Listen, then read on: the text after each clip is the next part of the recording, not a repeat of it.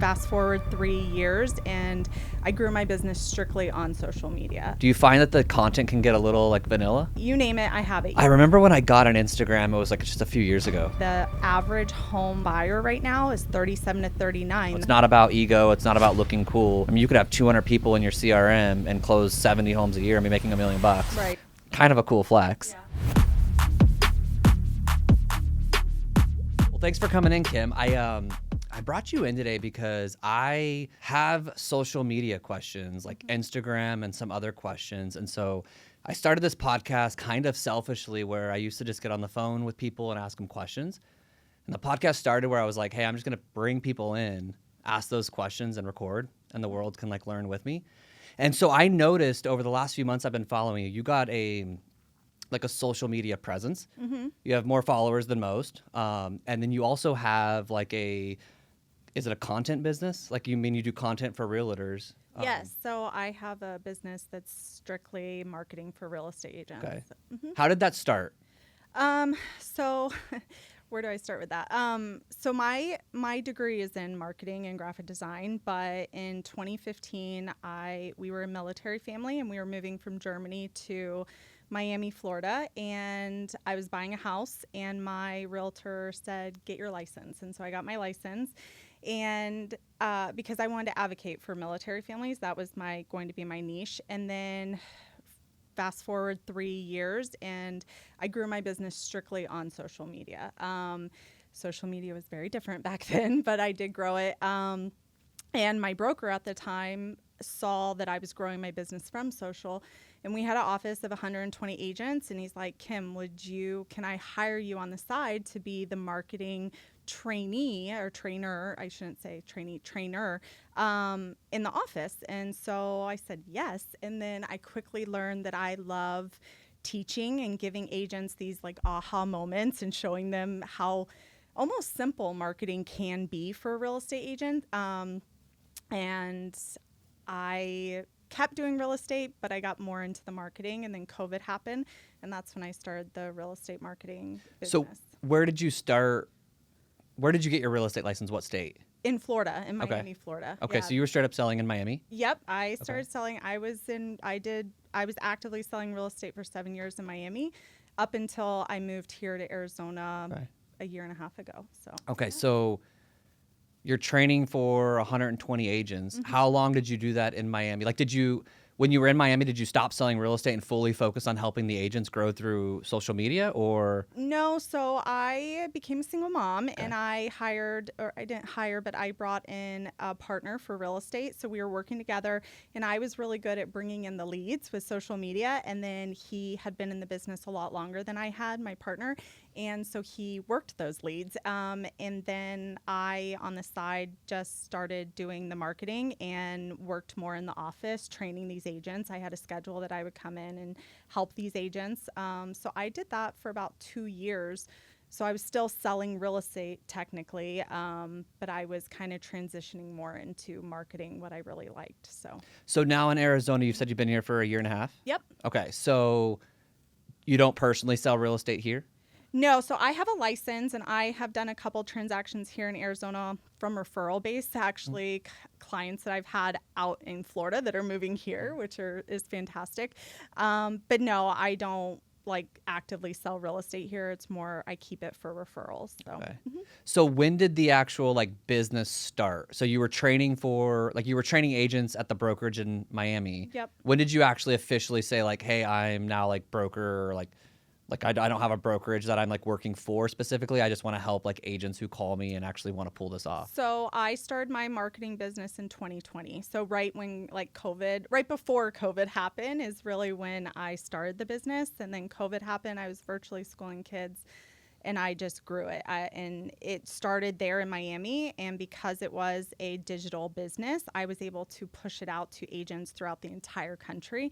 And there's just such a need, and it's a missing mark in the real estate industry, because you can be amazing at selling homes, but if you don't have your marketing down, then you're just going to fall behind. So what's the name of your company? It's called Hello Agent Social. Okay, Hello Agent Social. Okay, so somebody right now listening, and they're like, hey, my social media sucks. Mm-hmm.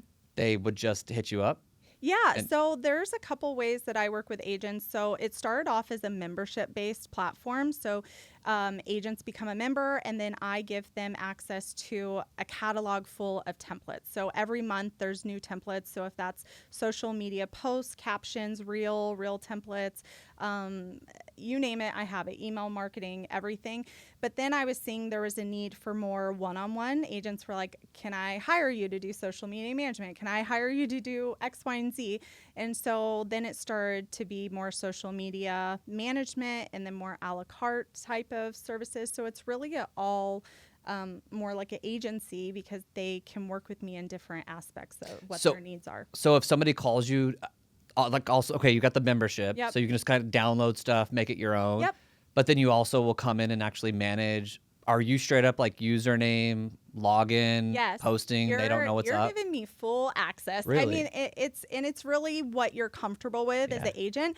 But honestly, it works best and I say, if you're comfortable giving me your username, passwords for everything. I'm talking Instagram, making me an admin on your business Facebook. If we want to do email marketing, I just need all of those. So really, you're trusting me with not just your marketing, but also like the behind the scenes stuff. But it can be full on management for social media, email marketing, lead generation, all of that. So.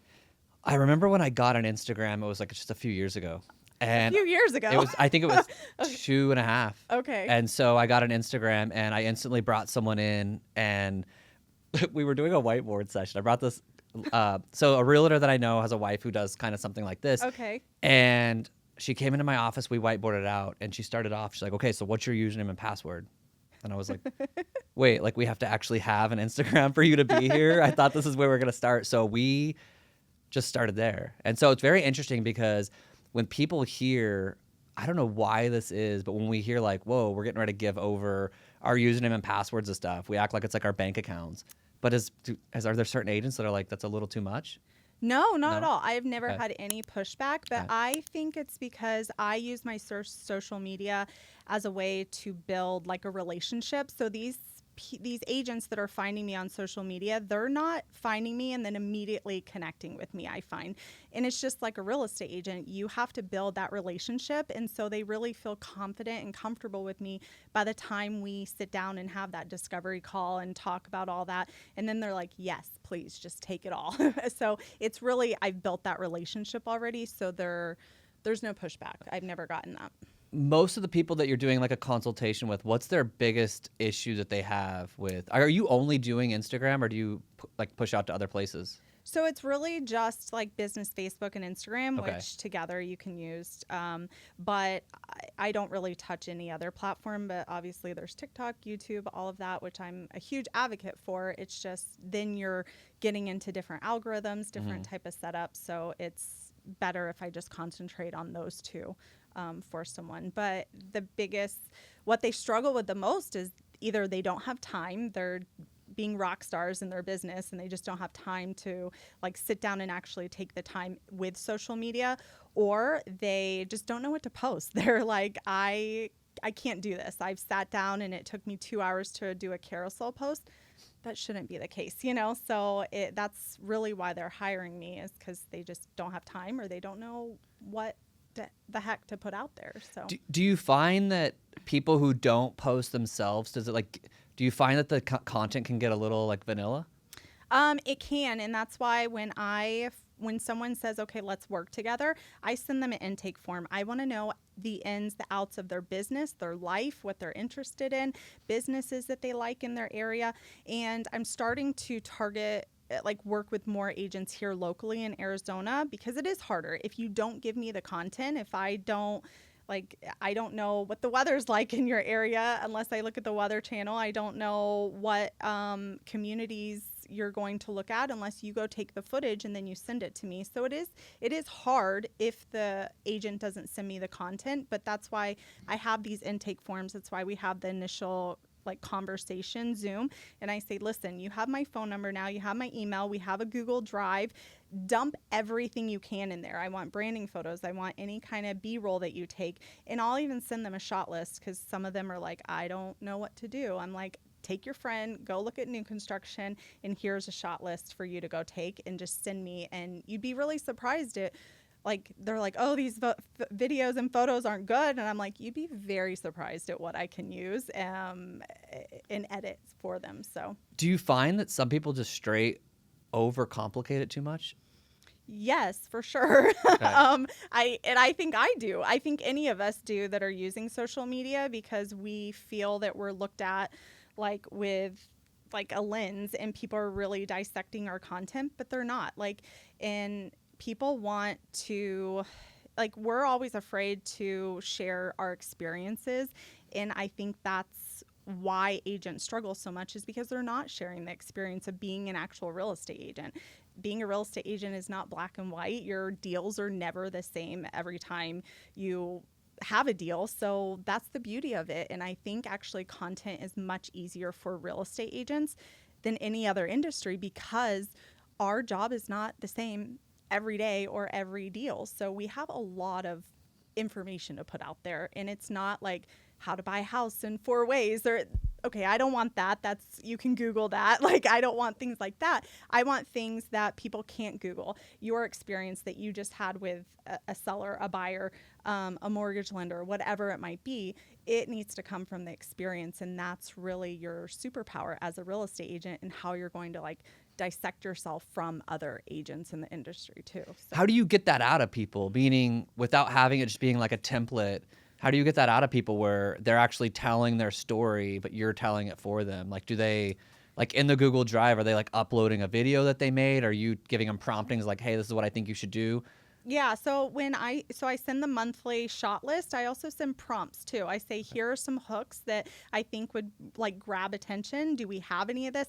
And it doesn't even have to be like right there what happened that week or that month. You could think, oh, what happened even a year ago that maybe it would be advantageous to share now that I never did. So it does, and that's another thing. Agents think that, oh my gosh, I have to post this today because it happened today. It doesn't have to be things that happen like in the moment. So yeah, I mean, if I'm working with you as a social media management client, then yeah, you're getting prompts, you're getting the shot list and everything like that, because without that, I don't know unless I'm asking. And sometimes I come up with ideas like on the spot, and I'm like, I text them. I'm like, hey, like, do you have any information for this? Because I just came up with a good hook. And they'll be like, yes. And then they'll send it to me. So, and that's the thing about creativity too. It doesn't always happen. Like if I'm creating a shot list, I can create a shot list, but I may think of 4 other things a week after I send it. So that's also a thing about creativity and just having fun with it. So. I noticed with having someone initially, I don't anymore, but I had somebody when I first started Instagram handle it. And that was probably the most freeing thing that I felt, was I could be more in the moment. I think there's this mind shift that people think that they have to put everything that they're doing exactly when they're doing it. And for example, I would be, like at Disneyland, and I would take like that video that a lot of people take right when they walk in and, walking down Main Street. Yeah. And I realized, like, hey, I can capture this because that's what I would have did normally. Like, I normally would have captured that before social media. I'd just capture that moment just for me to have. Right. But then I realized that what I see happening for a lot of people right now is they capture that moment like they always would have before Instagram. But then now they spend the 25 minutes while they're in line with their kids. And now they're posting it and they're writing the caption when they're like with their kids. And there's no judgment in this. I'm saying like it's just something that I learned where I'm like, whoa, I'm going to capture this 15-second video just like I always would have. Leave it. Enjoy the day, and then when I get back to the office and I can get this over to the person who was handling it, they would post it. Yep. And so I think what happened was, I remember being at a restaurant one time with my wife and her best friend, a really good friend, and something went on my Instagram while I was there, and she saw it, and that was the first time where I was really with somebody where there was like that disconnect of, wait, you're here, but like it shows that you're there. But they knew that you had someone doing it? Well, I told them right there. Okay. Like I straight up, like, what happened? I know them really well because I'm like, yeah. And so, but it was actually kind of a cool flex. Yeah. Really in that way where I was like, oh no, like I have someone who does it. Yep. But it was just like freeing to know like you can still live in the moment, like you can take the, video at the concert. But that's the kind of the hard things. Maybe Disneyland's different. But like when you're at the concert that night and you take the video, like that the fact that you're maybe posting it like 3 or 4 days later, I think some people get a little you know, they're like, I don't know, like, am I being authentic because now I'm not posting it while I'm in the moment. I'm like, remember, like, this is your channel. Like, there are no rules that you have to follow here. Like, you can also live a life while you're like being in this, you know, in this system. Absolutely. Where do you think, I hear this a lot, like, you know, these people who have like 2 pages, you know, they've got their real estate and then they've got their personal life. And I think Yeah. the biggest one I hear is like, oh, I don't want to put like my family stuff on my Mm-hmm. real estate, which cool. Like, you know what I mean? Everyone's got to have comfort. Right. But most of the people that I hear that from, like, where do you have people that call you and they're like, hey, I want to keep like my personal life, my business completely separate? Yeah, I mean, I met with an agent just a few days ago and she was talking about me taking over her socials. But I said, people land on your page right now, they have no clue who you are because it is just a bunch of templates. I don't see you. Your photo, your profile photo is your logo. So, like, how am I supposed to connect with someone? But she's like, I don't want to put my photos out there because it is like a safety thing. And I said, unfortunately, as real estate agents, we don't get that luxury anymore. You know, like, that's a risk we have to take because people are hiring us now. I mean, we are relationship builders, so we have to show up. People want to connect with a person before they ever pick up the phone or call someone. Especially like the average home buyer right now is 37 to 39. That's an elderly millennial, Yeah. and I am one of those, and I don't pick up the phone. I text people, and but I definitely am not picking up my phone or calling someone if I don't have a picture in front of me or I've not connected with them in some aspect. So yeah, I think that I do get the pushback, but then I'm very much like, well, then this isn't going to work for you. I mean, it's very, I hate to say it like that, but that's just how it is. Like, that's social media these days, and that's just people these days too. Yeah. So Yeah, I hear that often from people. They're trying to make the separation. I'm like, I actually feel, you know, the best thing you can do on your page is be very personable because I think that that's where the connections lie. You know, if you're like someone who goes to the gym all the time or you go to church or you're involved in your community or, you know, soccer, I think that's actually, we all basically have the same inventory of homes. I think that the selling point is your negotiation and your knowledge of negotiating this home or your personality side. And so Right. those are the two. I'm like, the homes are the homes. We all have the homes. Yep. And the two things I'm just like, hey, it's personality or your like skill level, and you want to figure out how to shine both those on your page as much as possible.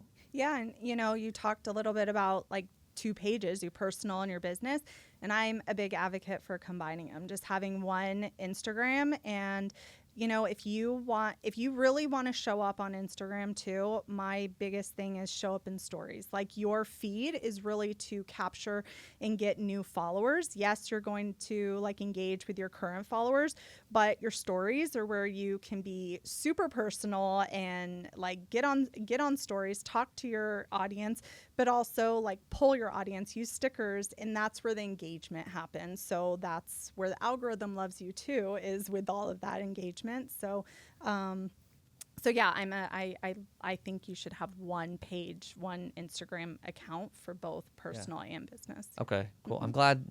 I'm glad you said that. Yeah. I see these people, they're just, What are you? Like, well, you have one? no, right I now, have or- one. I'm Oh, like, I okay. feel, I don't even know how, I can barely keep up with one. How would I keep up with 2? Could you- But you see that. You see people that are like, I'm a realtor, but I also love fitness. And Yeah. like, they have 3 hobbies. And like, I need to separate all these pages. Yeah. And I'm like, it would be so much easier just to live a life. Yes. And I think people are okay that you sell real estate while having this other hobby. And I also think people love to see you having a discipline in another arena. You know, like, Absolutely. that's just, I think that they see you show up every day doing something else, and that just shows like commitment outside of real estate. I think it's respected. Yeah, and your social media shouldn't be constantly real estate. Not everyone is going to need a real estate agent at every time. So honestly, how often are you going to connect with someone over real estate? So the more personal things you put out there, that's how you're going to make that connection. And even if that person doesn't want to buy a house right now, they could buy a house in 6 months, a year. It doesn't matter. They could know somebody that needs to buy a house in that moment. So you never know how you're connecting or who you're connecting with, but they're going to connect with you off of real estate content, not honestly with real estate content, unless it's just right timing. They need a realtor. I'm not saying don't post the real estate stuff. Obviously, yes, we want that, but you need to have some kind of balance. But I definitely share the personal, and that's why I say share the experiences more than just like, oh, this is about interest rates or market insights. Like, people don't care. So Honestly, people boring. don't. They like. I I've hate seen to tell you, so but they many don't like care. interest rate updates over the last 2 years, and I'm like, it's a snooze fest conversation. No, they don't care. Like, and you can talk about interest rates. You just have to flip the script where it's like very interesting. You have to have a hook that like captures someone. But really, everyone knows if they watch the news or have Google or whatever, they know interest rates are high right now. So like, it's not something we're sharing with them that they can't get elsewhere. Again, we're not wanting Google content. We're wanting something that, a little different. I'm just like, hey, let's not report the news. Yeah, You know what I mean? Like, how boring can we be? Like, a stat of the interest. Like, Yeah. here's the weather. Here's the news. Yeah, I'm like, no, I'm exactly. good, No, right? you don't want that. Yeah, I see a lot of that, and it's like super interesting. So I'm like, Yeah. that seems kind of boring. Let me ask you a question on, Yes. like the percentages of followers versus how many you see watch someone's story. Like, is there a ratio that's like healthy where you see someone like you look at their follower count and you're like, okay, cool. And then you look at the stories on how many people actually watch their reels or whatever. I Yeah. should say reels. How many people watch their reels?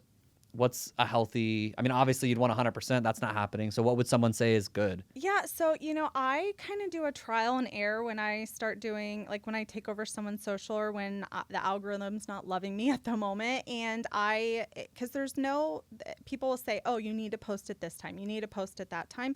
And really, it depends on your account. So I will try doing a reel in the morning, a reel around lunchtime, a reel in the evening, and you could get different things from that. But I did a trial and I told the agents I was doing this, but I posted the exact same reel on an agent here in Arizona and an agent in Tampa, Florida. The Tampa, Florida one got like 11,000 views on it, and the one here got like 800 views. And I posted at the same time, everything. So I don't like saying that there's like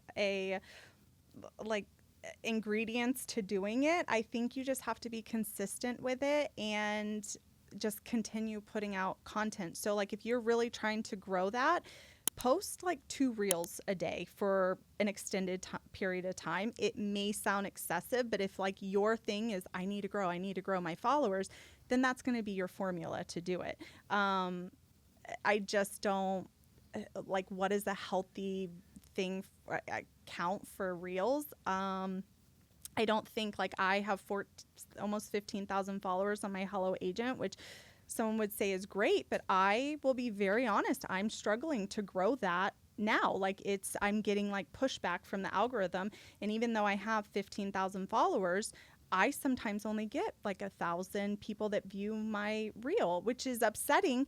But I convert like 5 people from that. So Right. really, it's about conversion. It's not so much about the numbers. And I think it goes back to your follower count too. I think agents are like, oh, I have to have this many followers. I have to have that many followers.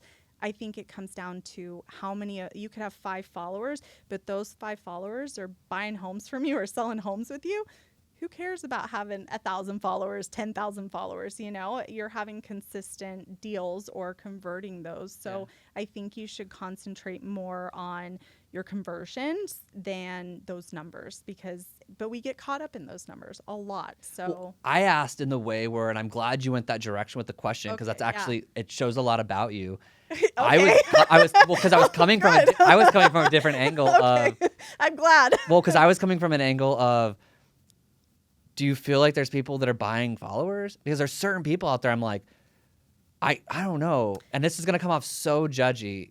And please, Judge I away. hope it doesn't come off the wrong way, but I'm like, I see some people, and I'm like, there's not a chance you have 30,000 followers. Like, I'm looking at your page. You don't ever like speak on anything. You're not like, you sold almost no homes. Mm-hmm. And I look at that, I'm like, wait, is there someone out there I've heard of it before. I would never want to participate in it because it would feel so unauthentic. But are there people who buy like? I don't know if Okay. people are doing it so much now. Okay. I know 5 years ago it was a big thing, and we would all talk about like, don't buy followers, but they're all seems bots crazy. and everything like that. I think what's happening a lot right now is that if you look at an agent that has, let's say, 10,000 followers, right? pretty healthy amount of followers.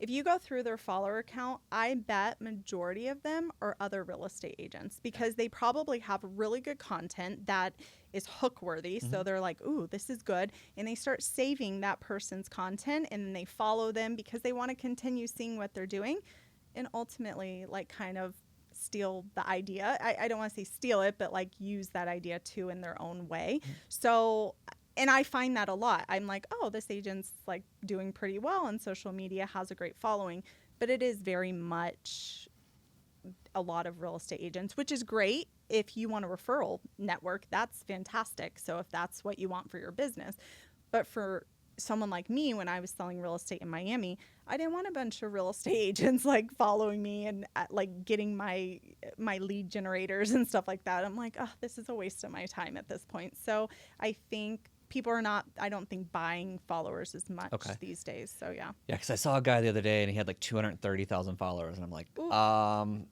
okay. Yeah. And I'm like, that would be so hard to pull off, me knowing you. But I guess that's when But they could all, I will Kim, give them the benefit of the doubt. I got to get off my judge. I think maybe I didn't do what I was supposed to do that day. Maybe I was being judgy. Sometimes I get in that zone. I'm like, wait, why did I think about that? I should just be focused on me and my life. How did I get into this zone? But I just wondered. And I mean, giving them the benefit of the doubt too, they could have a great YouTube channel going on. They could have different platforms that they have that are off social media that are bringing those people as followers into social media. So I don't want to like say anything negative because there could be other outlets that they're using and that's the tool to get them onto their social media. So, I mean, social media is a wonderful tool. It just depends on what your goal is for your business. So benefit of the doubt. I like that. That. Okay, I'll go with that. It just give them the benefit of the doubt. I just really enjoy that because it just explains, like I said, who you are. Like you actually took the question I had and the answer I thought I was going to get, you went the totally different direction. I'm like, like I said, that just shows you. So I like how you said the conversion. Mm-hmm. I do think that gets lost a lot. Like when I met with my person who started my Instagram, I just ultimately any project I start, that's what I say. You know, it's not about ego. It's not about looking cool. I mean, you could have 200 people in your CRM and close 70 homes a year and be making $1 million. Right. Why someone might have 10,000 people in their CRM and make nothing. Yep. You know, so it's not like, I think sometimes we hear these stats and I'm like, does that actually equate to $1 or does it equate to a customer or does it equate to whatever type of conversion are happening? What do you find when you're doing that strategy session, how do you guys come up with what they're trying to accomplish? Like ultimately like, hey, I'm going to be paying you for your services. Mm-hmm. Are you asking them what is your avatar person you're looking for? And then 2, do you give them kind of metrics of, hey, if we're going to be doing this isn't like it just happens tomorrow. This is like an investment. Yep. Here's the metrics we should be looking at. So that it might not be the exact conversion you're looking for, but it's like the lead measures that are getting us there. Mm-hmm. So do you have the like avatar conversation with them of what we're trying to accomplish? Absolutely. One of the questions in my intake form is who is your target client? Like who's your target audience? Who do you want to capture? Who's your dream client? So some will come in and they're like, I just want to work with buyers. I just want to work with sellers. But then off of that, I say, who is your niche? Like, do you have a niche? So yes, you may want to work with sellers, but what kind of seller? Or you may want to work with buyers, but what kind of buyer do you want to work with?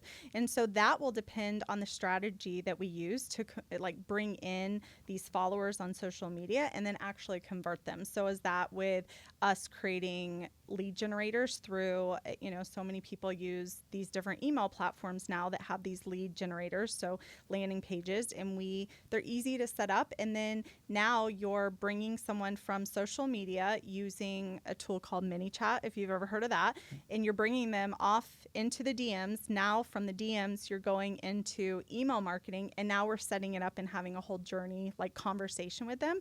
So, but that all depends on how they want, like who their dream client is, who they're targeting, who their niche is. And that looks very different for every agent. And some agents are like, no, I just want to post on social media. Like, I don't care. I just need a presence on social media. I'm like, okay, like how many do you want to convert? And some will say, oh, I want to gain 1,000 followers this month. I'm like, that is not where I want to go. So like if that's your goal, I actually don't want to work with them, because if their goal is just to grow their following base and that's their like what they're focused on, I can't guarantee, I will be very honest, I can't guarantee even 10 more followers, you know, but I can guarantee that I'm going to connect with the followers you already have and work really hard to grow that following base if that's where your business is going. So I like how you do that in your consultation. It's nice. I mean, it's cool that when you're doing a consultation with somebody, it's nice that you're almost being so upfront with them. Like yes. my clear expectations Yes. in a business relationship are so necessary. And Yep. sometimes people are coming to you for your service, and you're smart enough to know, like, hey, you're actually going to be super disappointed with what you're coming to me for. Therefore, like, my job isn't to like have a disappointed customer that pays me for 4 months. My job is to have a raving fan, and taking your money so short term seems so unnecessary for what you're trying to accomplish. But I like that. I mean, Yeah. I feel like that's what I did initially. I remember sitting down and I'm just explaining my story to people so they can kind of hear it. Because I Absolutely. haven't had Instagram that long. But I remember bringing someone into my office, and on the whiteboard, I was like, hey, this is the story I want to tell. Mm-hmm. You know, I have no followers. This is the story I want to tell. You know, I'm like, I have 20 homes that I own. I help agents grow their businesses. I love my wife. I go on date nights. My little dog is precious. I'm a believer in Jesus. I'll post my church and my reading my Bible. I love And those are my things. And I'm like, those are my 5 things. That's probably all I'm going to talk about, is whether I'm doing something on my rental properties, closing a deal. I sell a lot of homes, you know, date night. Like, that was it. And I'm like, okay, let's just go through this and let's come up with a schedule for stories, and let's come up with a schedule for like posts. Mm-hmm.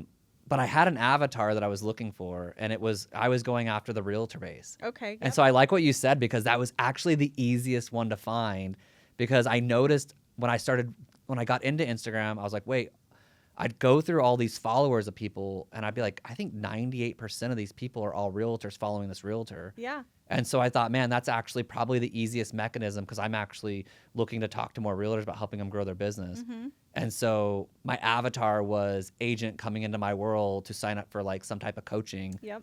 And I mean, it's so cool. Like only probably like 2,300 followers on how many people have like signed up with me for that. Like, but people would look at it and be like, well, wait, like, you don't have 10,000 followers. Right. And I'm like, I know, but my conversion is so high, you wouldn't even like understand. But it was going in with like the clear Yes. Clear understanding of like my avatar. It was the clear understanding of conversion. I'm like, message.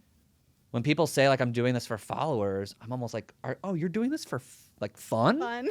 And don't get me wrong, there's some fun to it, but it's Yeah. also it's if done at a higher level, in my opinion, if you really want to stay engaged with people and really follow up with people, like, it's a good job. Yeah. I mean, if you're doing it in a Oh, certain yeah, way, like, it's definitely a absolutely. full-time gig. Therefore, like, if you're just getting followers out of this, I don't know Yeah. if that's always the point.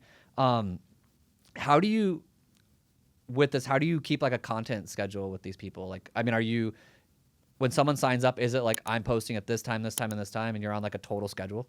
No, so Okay. I tell them exactly, they get 3 to 4 carousel posts or reels a week, and then stories as I have content, and then it depends on if we're doing email marketing. I also engage with their audience too. So I tell them, though, I said, if I see a comment or a message that I just cannot answer, I will just shoot them a text with a screenshot, say, hey, you may want to log in and answer this right now, or, soonish. So, but no, really, no one has given me pushback. They just kind of give me give me the reins, and I go with it. And so it's really, I don't have a schedule that exactly at 10 a.m. every Monday, this person gets a post. I kind of play with the algorithm and see what it's doing, because it's always changing. And so I really focus, and I don't like to schedule a post for agents unless I just know I can't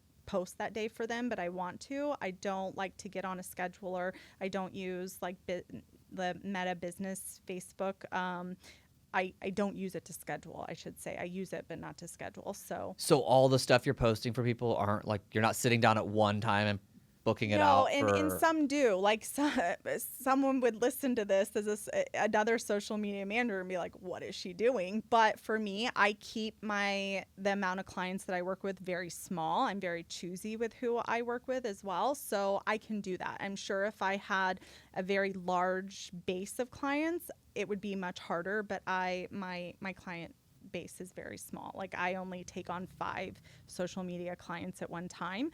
And some agents just need me to get them started. And then 3 months, they're like, okay, I got this. Like I see the rhythm you're going with and I love you and I appreciate you, but I don't want to pay for it anymore. I can take it or I'll join the membership and then just take it. So I have people come and go sometimes, but I have others that have been with me from the very beginning. So, and when I say beginning, like 2020, so almost 5 years. So yeah, that's, again, people might be like, what is she doing? But it's because my circle is very small and I can do that. So, So having, like, right now, my follower count, not very high. How would someone, if they said they did want to grow that? I know I'm kind of contradicting like the statement I just made earlier, but I still want to ask the question is, if somebody said, because here's my thoughts are, how I've been growing mine is just, I might go speak on a stage. If there's 500 people in the room, I go home and I have 15 people who follow me. So it's like I'm so almost attached to the result. I can like feel it, right? Yeah. It's more of like guerrilla marketing. Oh, I go on a podcast and, 3 days later, 8 more people follow me. Right. Or I'm at lunch yesterday with an agent and I follow them, they follow me. You know what I mean? Everything, I can feel almost every follower. Yes. Where does somebody get to a spot where it's not like guerrilla marketing like mine, where it's like I teach a lot of classes and like I said, a room of 40. Yep. I leave, 15 people follow me. It feels like it's almost me doing the work to get the follower, which is cool, but how do I get the platform to get it out more? And I think I might know the answer, and please be honest with me. It would be like have cooler stuff that people share it probably. But like, what is the answer? So you're asking me, when you go somewhere, and how do you not worry about your follower count? Or no, meaning like every follower I get, I almost feel like I know the result. Like I speak in front of the room of 500 and I know the next day I have 12 new followers. I'm like, okay, I almost know every one of these people were probably in that room. Right. How do you get to a spot where just consistently you might have 30 people follow you a week? Or I mean, the guy who has 230,000, which I'm giving him the benefit of the doubt. The benefit of the doubt. But I'm like, he hasn't been in any rooms like I am, doesn't get on stage and doesn't teach, doesn't have a podcast. Therefore, I'm like, where did he get these benefit of the doubt 230,000 followers? I think it's knowing your audience, like who you're speaking to. And then it's also consistently talking about the same thing. Like, so if you talk about it, and then you go back to like reusing your content too. But I think you just have to have a niche base and you're always targeting and talking to that audience. And it's becoming repetitive. So then people are going to continuously see that. So it's like your podcast. If you put out segments of your podcast, like continuously put that out there. And so if you're trying to grow the podcast count or the social media count, whatever it might be, but you also, again, need to talk from experience. So you need to, like, after what you do, so if you go and speak, you need to get on social media and talk about it or share clips from your speaking engagements and things like that. The more consistency you have out there, the more people are going to start seeing your content and see you show up, and they're going to be like, okay, I need to follow this guy. So it's really, I hate to say it because everyone uses the word consistency, but it's really about just being consistent. So if you post one post today and then do nothing else on social media, honestly, that's not beneficial to you. You have to, like, let's say post a reel and then you need to be in your stories. You're going to laugh or be like, oh my gosh, but like, be crazy in your stories. Like in the morning, get on stories, in the afternoon, in like middle of the day and evening, like 10 plus stories a day. Like if you're going to do anything, it like show up in stories, because that, if you log into social media on, I should say Instagram, at the very top are the highlights for stories.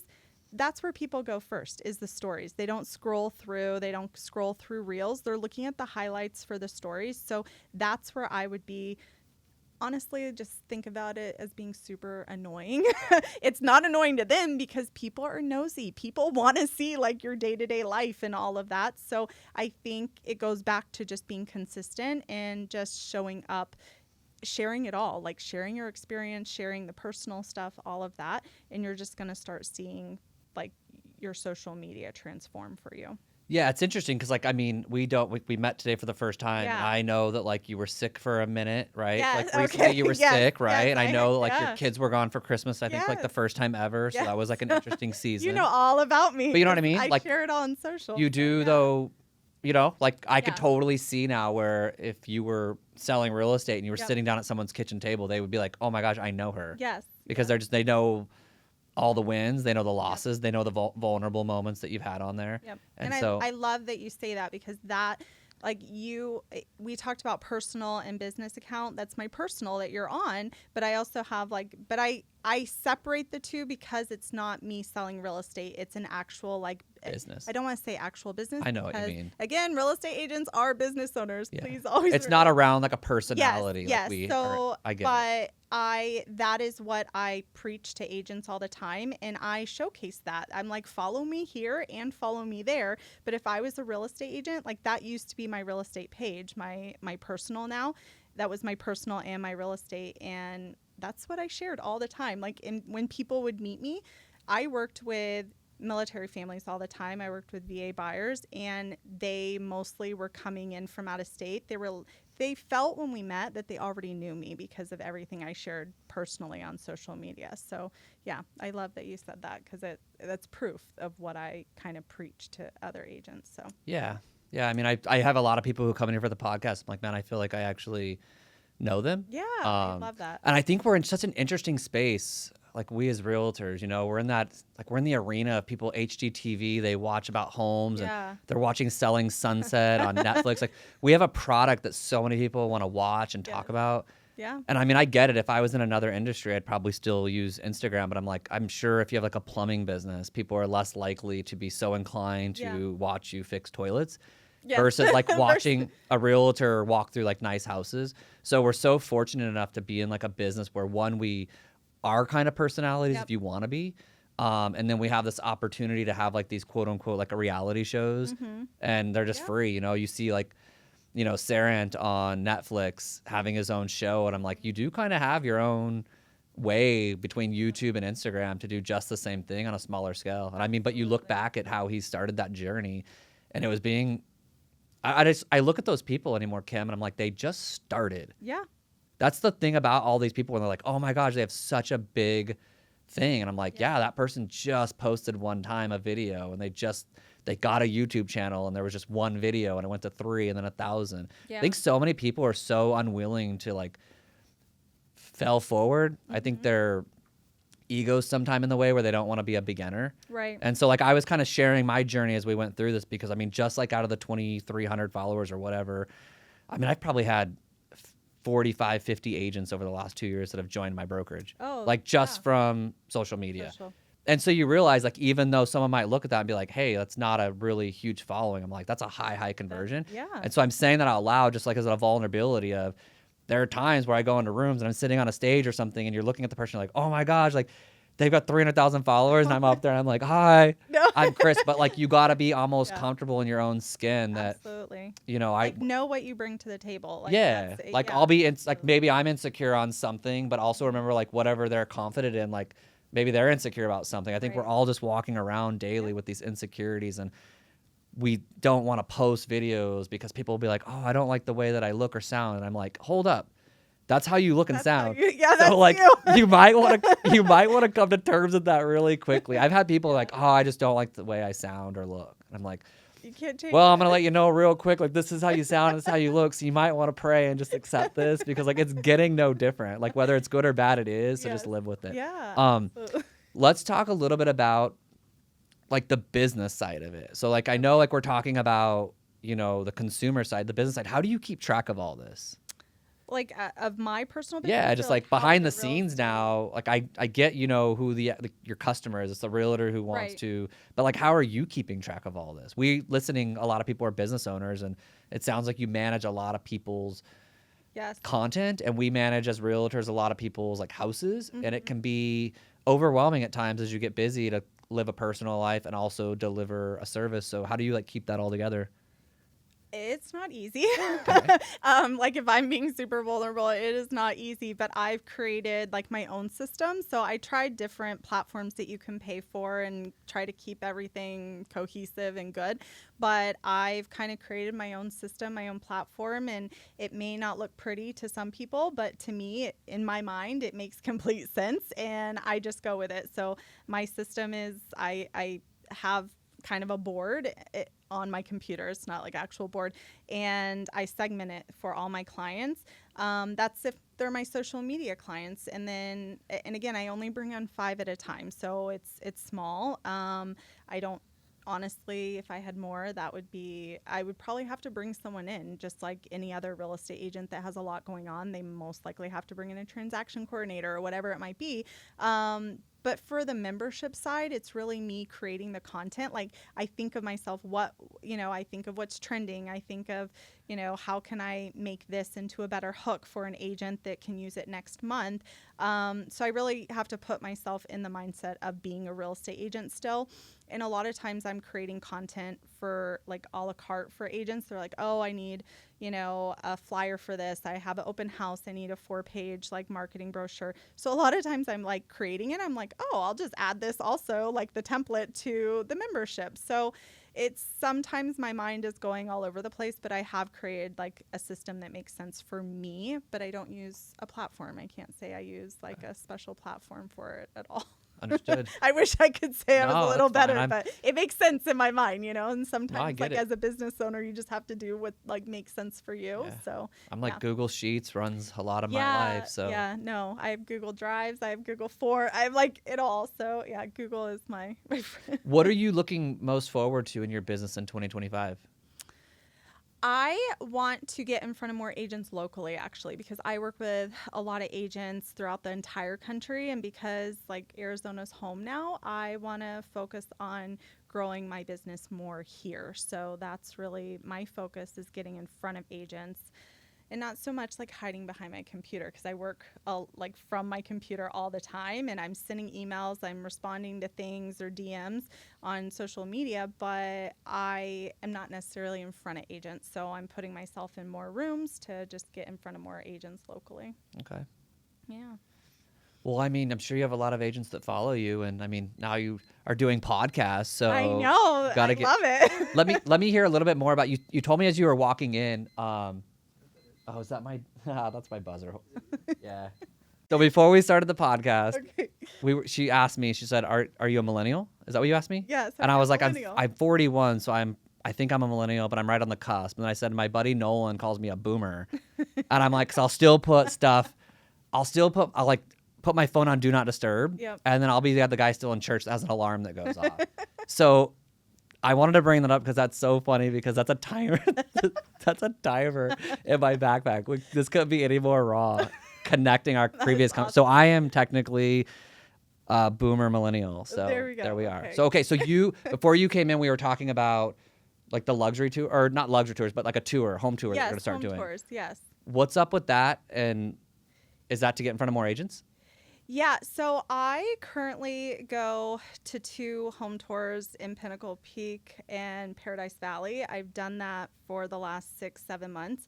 But a friend of mine came to me and she's like, I want to start this in the West Valley. There's nothing in the West Valley. And I said, I'm game. Like, I'm a ambitious person. Like, I love like doing business type stuff. So yeah, I see the value of it here, like in the Scottsdale Paradise Valley area. And so I think there's so much value to be brought into the West Valley. So we're starting in the North Peoria area, and our first one's actually next week. And it's really tested my marketing abilities, because I've been doing like all the marketing for it. And when I say marketing, it's like print marketing too. So coming up with all the sheets. So yeah, we're putting it together, but it's not like your normal home tour. And moving from Miami, we didn't have home tours. And so here, I guess a lot of home tours are, a lender or title company. They'll get some agents together and go tour homes. We're calling an experience. It's like it starts out with networking breakfast, and then it goes into like a really top tier speaker, and then we have what's called touts, where agents can come and talk about any listings they have, buyer needs they have, and then you go on tour. And for next week, we already have 9 houses on tour. Cool. So yeah, I'm Cool. excited. But so it's not necessarily all about me. It's, you know, getting in front of agents. Yes, that's part of it, but it's also just bringing value into the West Valley too for the real estate agents. So Yeah, that's awesome. I mean, it's a great way. I mean, to meet agents. Yeah. I always think like to meet agents, you got to solve agent problems. Yes. You know, like I think if you're, it's interesting anymore in this world where sometimes your product, you get there by your byproduct. You know, you do one thing, and that's probably the most interesting thing anymore, where you get good at this, but that actually is what gets you this. And so your dollar comes from something different than what you're actually really good at. Yeah. I don't know how to explain that any differently. I know it's like that for a lot of people. I mean, even for like this podcast, you know, on why I do this, and my Instagram, or started my YouTube channel, you know, it's like you do something, but you also like the money might come in a different way. So I like that you're doing like you got to get in front of more and more realtors. And so that's cool that you're trying to solve their problem, because as these listings sit on the market a little bit longer, we need some feedback from some people. It's interesting how like the market like goes so quick sometimes. We're like, we don't need to do home tours. And then sometimes now when they sit 3 and 4 months, like you need 9 people to tell these people that like, yo, we need some, we need you know what I mean? price Like, reduction. I told you need a paint carpet, but so did these 78 very qualified realtors that are in the market that we would love to impress with this house. So here's like, all the. It's like being a parent, you know, like they're our child and we're the parent as the real estate agent, and they don't like to listen to us. But when someone else comes in and says it, they'll be like, oh yes, okay, let's do it. So I always thought we were like the parent, you know? Cool. So yeah. Well, thanks for coming in. I actually learned a lot just from like the social media. Like I said, I just wanted to, you know, selfishly ask questions because I was really curious, because as I followed you, I saw what you do, and I was like, I need to get better. And so thank you for making me better. Absolutely. How can people, how can they follow you? So my social media, or my Instagram handle is helloagent.social, and then same on Facebook too. They can follow me either places. Cool. Well, I appreciate the conversation. Thank you.